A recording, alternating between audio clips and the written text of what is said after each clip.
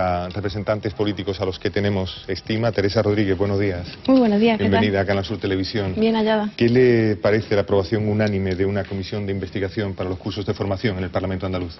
Bueno, me parece una buena noticia. Yo creo que reflexionar públicamente y con transparencia acerca de lo que ocurrió puede establecer mecanismos para que no vuelva a pasar. Yo creo que es la principal preocupación que por responsabilidad debemos tener todos los diputados que participaremos en esa comisión. Esperanza Torres, secretaria general de Podemos en Andalucía. Gracias por estar con nosotros, Teresa. Ayer usted no ocultaba su temor a que esta comisión de investigación fuera un arma arrojadiza en tiempo electoral. Usted me decía hace un momentito, somos neófitos en esto de las comisiones, somos neófitos en casi todo, afortunadamente, porque acaban de aterrizar en el Parlamento. Pero en este tiempo tan convulso electoral, ¿esta comisión es el momento más adecuado para hacerla?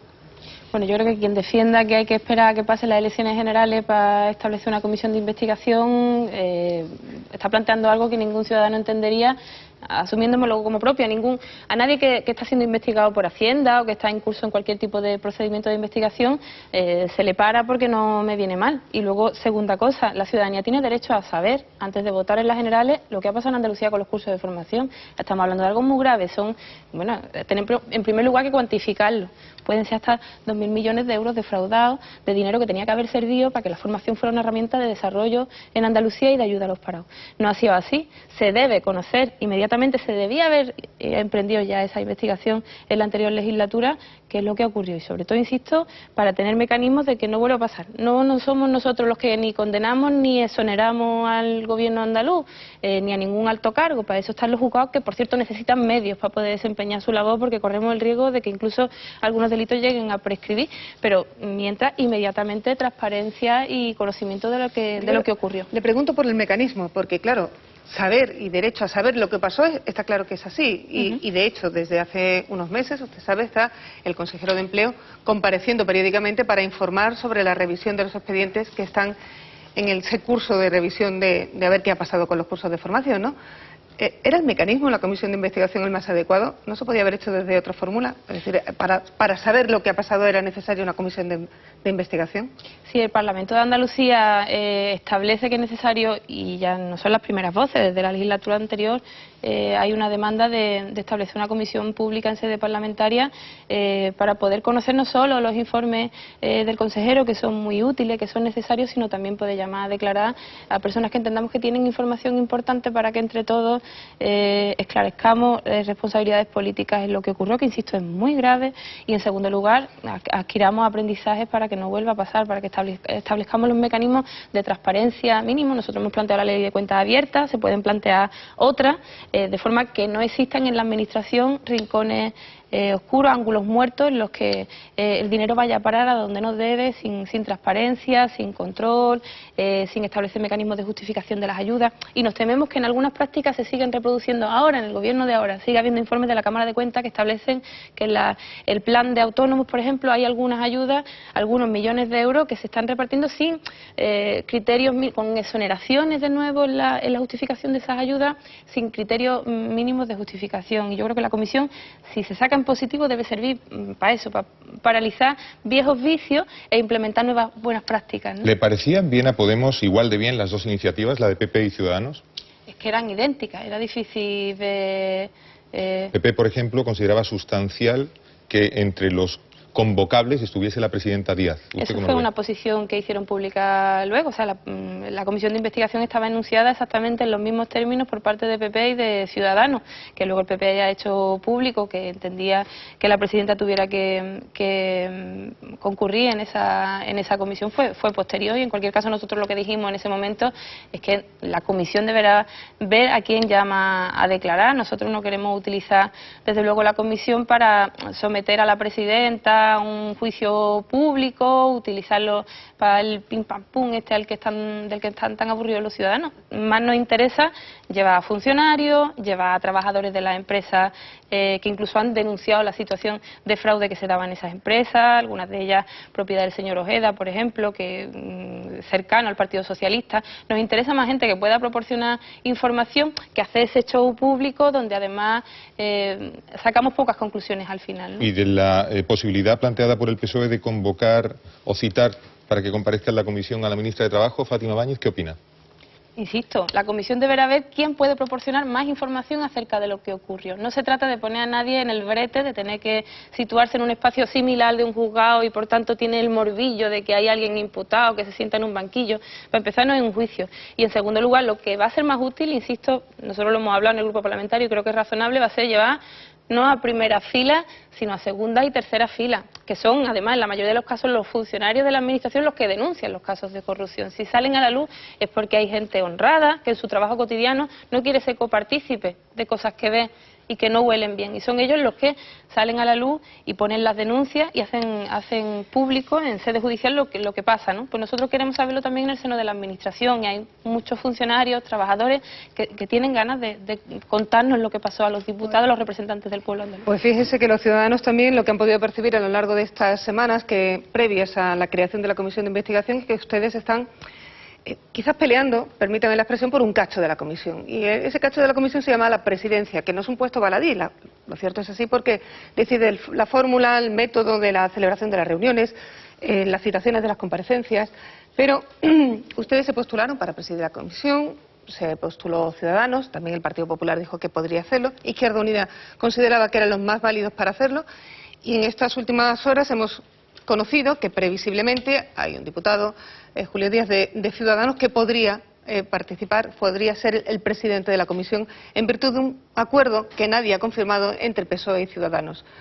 El PP dice que hay connivencia. ¿Ustedes creen que hay connivencia entre PSOE y Ciudadanos en esta comisión?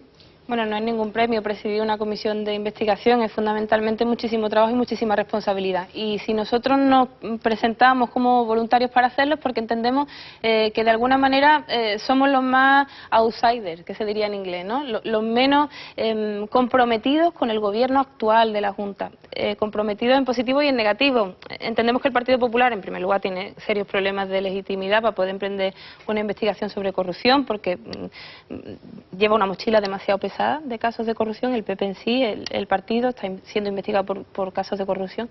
En segundo lugar, Ciudadanos le da la investidura a Susana Díaz, firma un pacto en el que dice que no hay imputados entre los altos cargos y permite que haya 5, como hay ahora mismo imputados. En las comisiones vemos una cierta tendencia a llegar a acuerdos con el Partido Socialista. De hecho, presentan una comisión separadamente, que es la que vota el PSOE no vota la del PP, siendo idénticas las dos, pero sí vota la de Ciudadanos, y finalmente además le dan la presidencia a Ciudadanos, que además está defendiendo que esperemos a después de las generales para hacer la comisión de investigación, porque ahora mismo al PSOE le viene mal. Entonces, Izquierda Unida, por otro lado, en su momento participó en un gobierno con el Partido Socialista, nos entendíamos como los que podíamos llevar a cabo una labor más neutral y más rigurosa. Si eso no es así, entre todos acordaremos quiénes deben presidir esa comisión. En cualquier caso, no será o dice la presida quien la presida, para que el resto de fuerzas políticas exijamos que haya plena neutralidad, ningún tipo de intervencionismo, ningún bloqueo, ninguna paralización. Usted ayer reclamó consecuencias políticas. ¿Puede concretar un poco qué consecuencias políticas espera de la comisión? Bueno, a mí lo que me gustaría es que en este país, en esta comunidad autónoma, dimitir no fuera una excepción absoluta en casos de corrupción. Si es que, vamos, yo creo que nadie tiene en la memoria que algún alto cargo o que algún representante de los ciudadanos que esté siendo investigado, que sea sospechoso de haber gestionado mal la vida pública, de haber metido la pata o la mano, asuma una responsabilidad y dimita. Para nosotros la representación pública es una responsabilidad enorme y hay que hacerla con muchísimo rigor, y yo creo que llegado un momento uno tiene que asumir responsabilidades políticas y se dé el paso a otras personas que no tengan tras de sí esa mochila pesada, ¿no? Vamos a cambiar de asunto, si le parece, señora Rodríguez, porque también están sobre la mesa las cuentas andaluzas, aunque aún no conocemos ni el montante ni la cantidad final, porque dice la Junta de Andalucía que hasta que no sepa exactamente cuáles van a ser los ingresos que va a recibir nuestra comunidad, no lo puede hacer. Pero sí ha dicho que espera el consenso de todos los grupos políticos. ¿Usted lo cree posible? Hombre, a mí me gustaría. Nosotros pondremos sobre la mesa lo que ya es conocido. Nosotros entendemos que el gasto social, que el recuperar plantillas en educación que se han perdido, en recuperar horarios y plantillas en sanidad que se han perdido, en servicios sociales, en que se le dé prioridad a lo que hemos llamado los procedimientos de emergencia ciudadana, es decir, el salario social que tarda un año en pagarse, entre 9 meses y 12 meses en pagarse, la ley de la dependencia, todo eso tenga prioridad en el presupuesto para que los ritmos de las instituciones sean los ritmos de la vida. Lo que no puede pasar es que las instituciones vayan muy atrás de los ritmos y de las urgencias de la vida. Esas serán nuestras prioridades en la negociación de los presupuestos. Si hay acuerdo en torno a eso, yo creo que podemos conseguirlo, porque creo que somos muchos los que en esta legislatura vamos a defender esa posición, pues sacaremos adelante un presupuesto que suponga una salida de la crisis en positivo, ¿no? PP y Ciudadanos piden una bajada de impuestos. ¿Su posición es? Nosotros no entendemos la bajada de impuestos como algo positivo en sí mismo. En un momento en el que los trabajadores, la gente que vive de su trabajo, asume entre el 70 y el 80% de la carga fiscal, y no tienen entre el 70 y el 80% de la renta, lo que hay que hacer es una reforma fiscal progresiva que haga que los ricos paguen impuestos. Es que ocurre que entre la evasión, el fraude, las bonificaciones, las amnistías fiscales, pues son 9.000 millones de euros. Es una barbaridad en este país. Y en Andalucía tiene su referente. Cualquier reforma fiscal que no tenga en cuenta que la renta de quien tributa está siendo una reforma fiscal injusta. Entre otras cosas porque si hablamos de deuda, de tener que cumplir objetivos de déficit durísimos que aprueban juntos PP y PSOE en Europa, y el Partido Popular Europeo y el Partido Socialista Europeo, si no tenemos gente que tribute, cómo se pagan las escuelas, cómo se pagan los hospitales, cómo se atiende a los desempleados, cómo se hacen políticas activas de empleo, cómo se hacen las inversiones públicas que necesita Andalucía para salir de la crisis, una reforma fiscal así por las buenas, una bajada de impuestos generalizada solo perjudica a los más pobres. Usted se está haciendo una pregunta muy clara que le podríamos trasladar a lo siguiente. Si no tenemos dinero, ¿cómo vamos a hacer todas esas políticas que usted está diciendo? Si no hay dinero, ¿cómo va a reflejar el presupuesto más gasto social si no hay un cash, como se diría, ¿no? Y le pregunto, porque ustedes ya están tocando poder, y lo sabe, lo tiene muy cerca, el alcalde de Cádiz se ha encontrado con el ayuntamiento, venía con unas ideas, y cuando hay que plasmar la política real, se da cuenta que no hay dinero para hacerlo. Es decir, los presupuestos pueden decir o aspirar a lo que quiera, pero si no hay una cuenta concreta, unos números reales, es muy difícil hacerlo.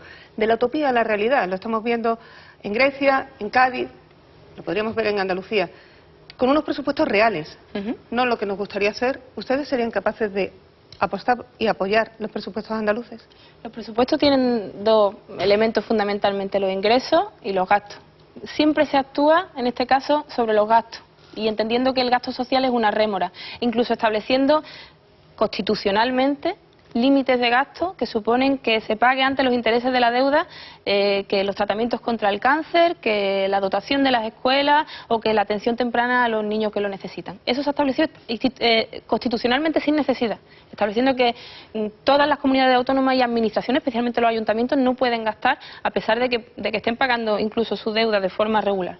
Eso por un lado, y eso tiene que ver con decisiones políticas, no tienen que ver con decisiones financieras. Y por otro lado, lo que hace falta es incrementar los ingresos, hacer una reforma fiscal justa que suponga incrementar los impuestos a quienes más tienen. Somos de los países de la Unión Europea que tienen menos carga fiscal para los sectores más altos, más adinerados de la sociedad. Se incrementan los ingresos y por tanto hay más capacidad de gasto social, de gasto justo, porque además en la medida en que la mayoría de la población tiene menos lo pasa peor a fin de mes, lo pasa menos mal a fin de mes, pues podrá consumir más, por tanto la economía, es decir, que es bueno para todos que haya menores niveles de empobrecimiento, más personas que tengan una situación desahogada, porque eso reactiva la economía. Lo otro es condenarnos permanentemente a la destrucción de empleo, al cierre de pequeñas empresas, etcétera, etcétera. Teresa Rodríguez, le preguntamos por política para etapas que vienen en España. Dice Alberto Garzón que la convergencia de fuerzas de la izquierda para las generales no está cerrada todavía, pero está más cerca. ¿Usted cómo la ve? Brevemente sobre lo anterior, también hay una forma de gestionar mejor los recursos escasos. Las familias en sus casas dicen, con lo que hay repartimos de forma justa lo que hay. Es decir, no es de recibo que se gaste 1,5 millones de euros en dieta, en indemnizaciones a los diputados del Parlamento. Y lo hemos sacado nosotros porque hemos cogido nuestra nómina y la hemos hecho pública. 2.500 euros en dieta todos los meses de agosto cuando se está recortando en todos los capítulos. Bueno, pues ese tipo de gastos, hemos dicho, ley de cuentas abiertas para ver cuáles son los gastos de los que podemos prescindir y dónde los podemos colocar. Aunque sea por una cuestión de decencia, de sentido de época, se puede hacer. En el Ayuntamiento de Cádiz había un recorte de 300.000 euros en gastos de funcionamiento que suponen después una serie de inversiones sociales. O sea que también incluso habiendo recursos escasos que hay que incrementar vía reforma fiscal, lo que hay se debe repartir con más sentido de época. Puntualización hecha, cambiamos a la política. Sí, sobre el tema de la confluencia. Nosotros hemos puesto en marcha Podemos desde hace 1 año y medio con la voluntad no tanto de que fuera un partido estrictamente, de hecho nos integramos en Podemos desde primera hora personas que procedíamos de otras organizaciones políticas, así como la parte más interesante y menos esperada, muchísima gente que no viene de ningún origen político, que no tiene ningún carné en la cartera, y en condiciones de igualdad, en primarias abiertas y ciudadanas, cualquier persona se podía presentar, cualquier persona podía votar y podíamos establecer entre todos de forma participativa el programa. Cualquiera podía haber participado de ese proceso desde el principio. Sin embargo, pues hay otras fuerzas políticas que se quedaron fuera de ese proceso aun siendo invitadas. Ahora hay una voluntad de incorporación a un proceso, no a Podemos, sino a un proceso que sea con una metodología similar. A nosotros nos preocupa la metodología, es decir, si establecemos un mecanismo por el cual personas con trayectoria política y sin trayectoria política pueden participar de elaboración de las listas con primarias abiertas y ciudadanas y donde la gente pueda votar el programa que se presenta, las elecciones previamente antes de presentarlo, pues nos vamos a entender con mucha gente. Y en ese proceso de confluencia que ya se ha visto en los municipios, en las ciudades, que se ha visto en Madrid, que se ha visto en Barcelona, que se ha visto en Zaragoza y en tantos otros sitios y candidaturas también aquí en Andalucía, esas candidaturas de unidad popular donde se integran muchos agentes de Podemos y que en su momento no se integraron en el proceso de Podemos, pues se va poco a poco a entrar en un proceso de confluencia. Yo estoy convencida que puede salir bien, que puede ser satisfactorio para todos, pero desde luego los procesos ese tipo de procesos son satisfactorios si se hacen desde abajo. Es decir, que lo ve más cerca. Dice Antonio Maillo en Andalucía que no hay alternativa a esa convergencia de fuerzas de la izquierda.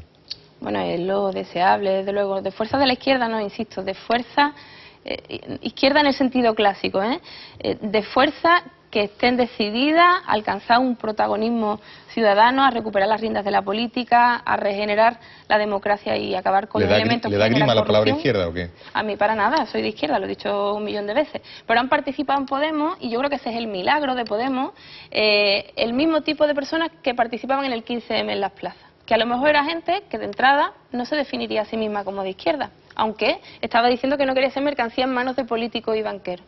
¿Eso para mí qué es? Eso es ser de izquierda, para mí es la memoria de quienes lucharon por las mayorías sociales frente a una minoría privilegiada. Pero no tenían por qué identificarse con la izquierda, no tenían por qué emocionarse con canciones de Serrat, o escuchar a Lluís Llach o leer a Marx. Sin embargo, se identificaban en este momento histórico con que la deuda, la crisis había sido una estafa, había sido una forma de quitarle a los de abajo para darle a los de arriba y que por tanto había que recuperar el futuro para la siguiente generación. Y fruto de eso es Podemos. Por tanto, la identidad, lo importante es el programa más que la identidad, ¿no? Déjeme que vuelva a lo práctico, a lo que se dice en política, a las declaraciones y contradeclaraciones, porque también citaba a Carlos Antonio Maillo, dijo el otro día que él no vería mal unas primarias entre Garzón y Pablo Iglesias, si se da la convergencia. ¿Usted cómo lo vería? Bueno, yo hablé con Maillo y me dijo que exactamente no había dicho eso, que esa es otra, lo del teléfono escacharrado entre Antonio Maillo y yo es la segunda vez que pasa, entonces ya me aseguro de llamarle y digo, Antonio, ¿te has dicho esto? No es exactamente eso lo que ha puesto sobre la mesa Maillo. Yo insisto, el proceso, si se hace desde abajo, cualquier persona se puede presentar, cualquier persona podrá votar y habrá que ver los mecanismos de confluencia entre esa segunda, eso que va detrás del guión después de Podemos, porque esa decisión sí la hemos tomado nosotros en Podemos, de presentarnos como Podemos guión, y esa otra segunda cosa a la que le pedimos que tenga una metodología similar en el sentido de hacer primarias abiertas y ciudadanas, en el sentido de hacer un programa participativo, pues tendrá cabida en esa negociación, ¿no? Bueno, si Maillo no lo ha dicho, se lo pregunto. ¿Usted vería unas primarias entre Garzón y Pablo Iglesias para encabezar quién sería el candidato a la presidencia del Gobierno de la Nación, de ese Podemos guión, lo que sea?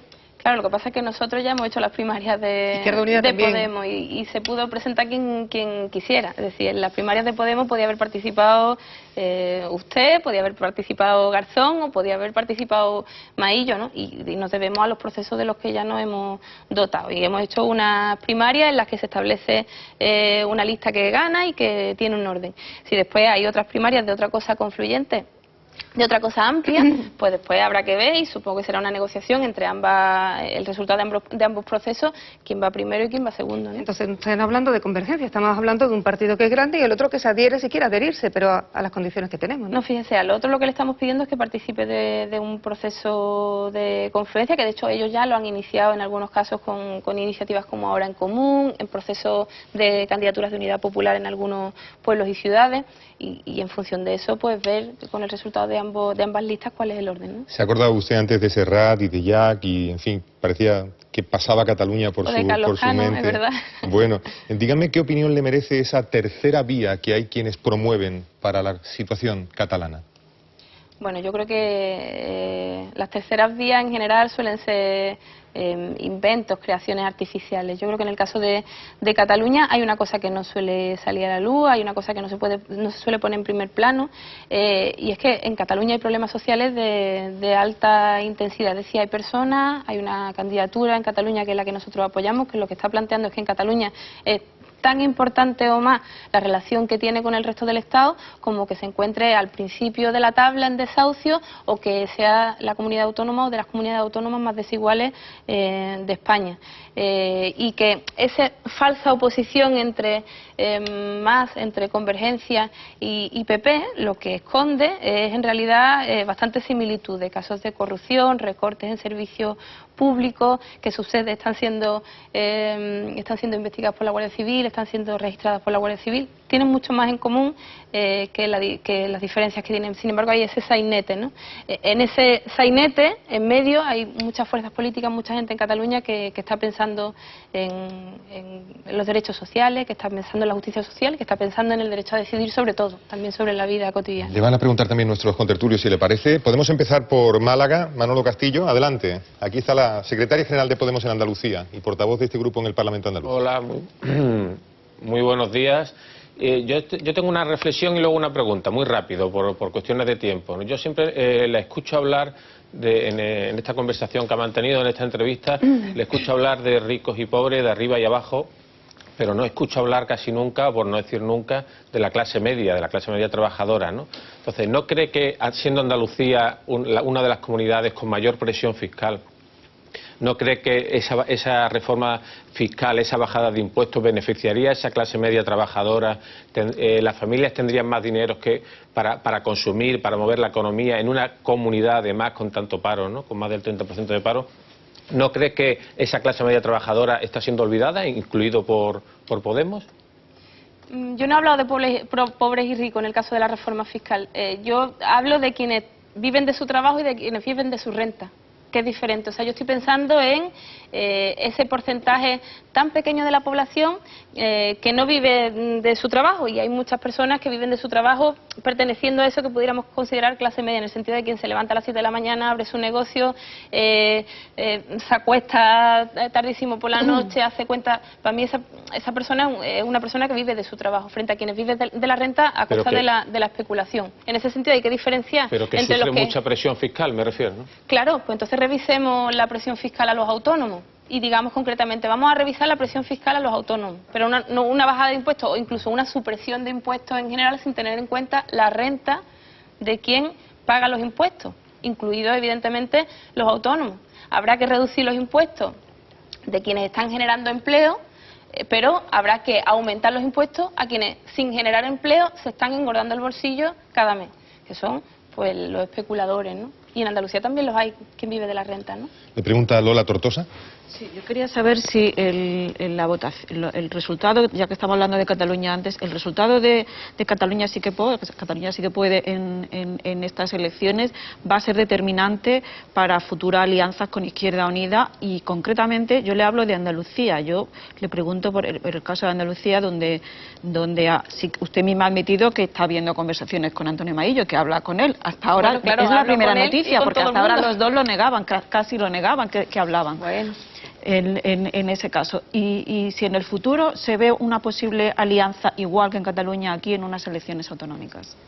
No guarda ninguna relación los resultados de las elecciones catalanas con lo que pase en Andalucía. El proceso está teniendo lugar en Andalucía independientemente de los resultados que tengan lugar en Cataluña, y evidentemente hablo con Antonio Maillo, con Carlos Rojas, con Mario Jiménez, con el conserje del Parlamento. Es decir, las conversaciones son habituales entre quienes compartimos el mismo espacio de trabajo.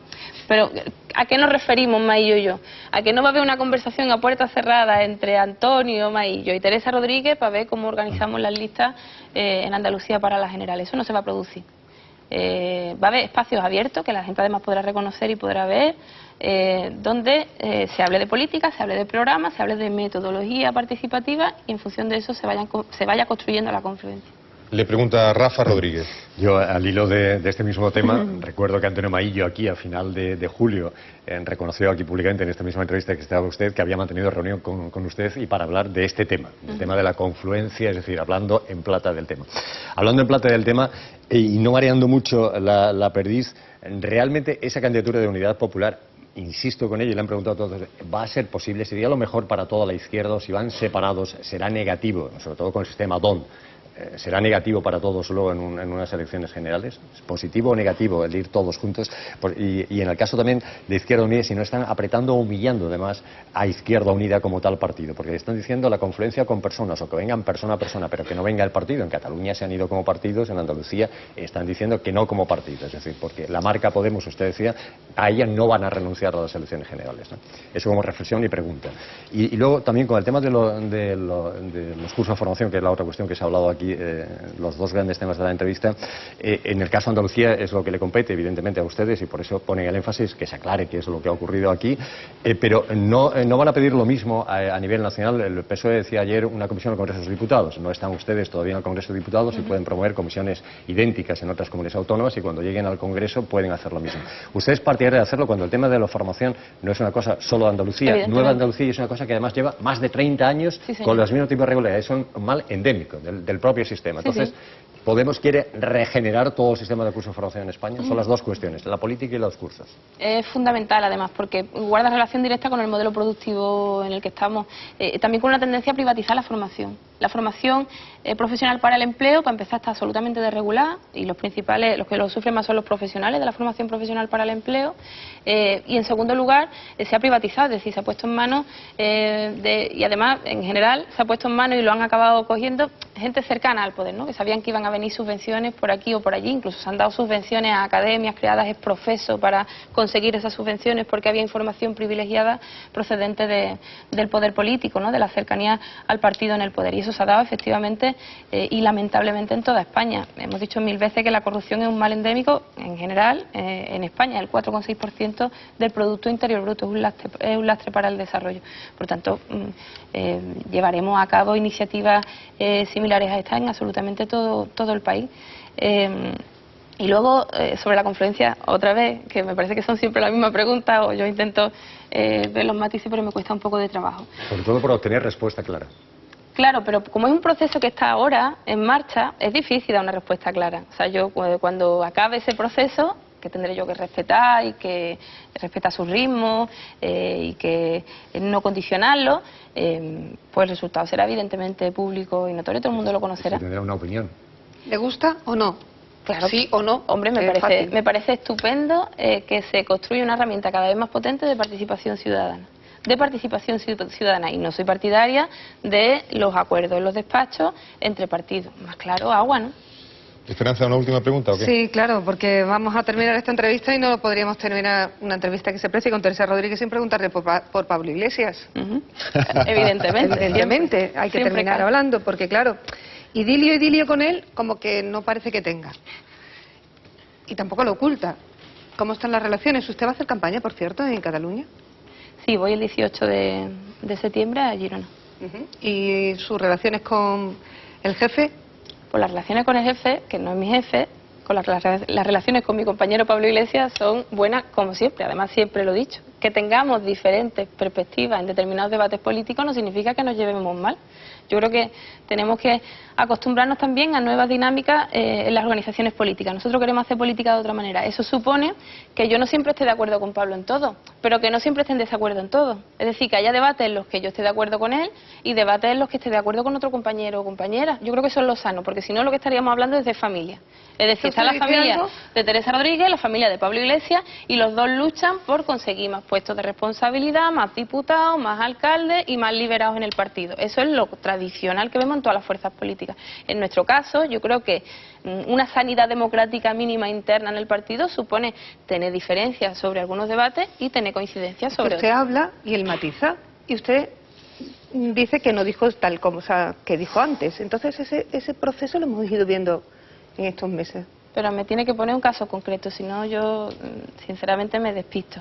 A veces hemos tenido posiciones diferentes, es conocido que en el, vamos, porque además lo hemos escrito, hemos presentado documentos, en el modelo organizativo de Podemos tenemos distintas perspectivas. En ese debate contradictorio y razonable entre tener una fuerza cohesionada, con los mejores técnicos, con el personal más cualificado y con las mejores campañas electorales para ganar a corto plazo, porque entendemos que si no ganamos ahora vamos a sufrir las consecuencias después, porque vamos a perder derechos que quizás no se recuperarán en otros 30 años, la oportunidad se abre ahora después de 40 años de democracia, y otra posición en ese debate que es, para eso, para ganar, es necesario contar con todo el patrimonio acumulado a lo largo de estos 7 años de lucha contra las consecuencias de la crisis, es decir, el 15M, la gente que quiere participar en primera persona, la parte asamblearia, horizontal, la parte participativa del asunto. En ese debate razonable entre cohesión y democracia y participación,